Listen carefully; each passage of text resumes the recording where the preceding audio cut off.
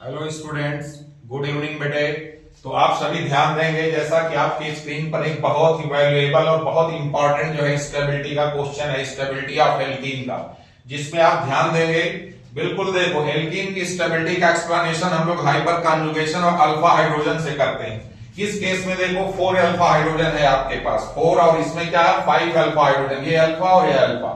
इस केस में बेटा 1 अल्फा हाइड्रोजन है। तो आप सबको मालूम है कि 5 अल्फा हाइड्रोजन की स्टेबिलिटी ज्यादा होनी चाहिए, यानी बी सबसे ज्यादा स्टेबल, बी, ए और सी, ये इसका एक्सपेक्टेड ऑर्डर है। लेकिन जो इसका एक्सपेरिमेंटल डेटा है वो सजेस्ट करता है कि इसकी स्टेबिलिटी ए बी सी है, यानी ये सबसे ज्यादा स्टेबल, फिर बी है और फिर सी है।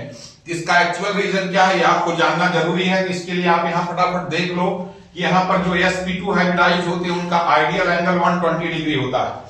यहाँ बेटा एक sp2 हाइब्रिडाइज कार्बन है, तो यहाँ पर आप देखोगे एक स्ट्रेन आई। जितना ही यहाँ पे डेविएशन होगा, देखो 120 डिग्री से sp2 हाइब्रिडाइजेशन का आइडियल एंगल 120 डिग्री, 120 से क्या हो गया 60।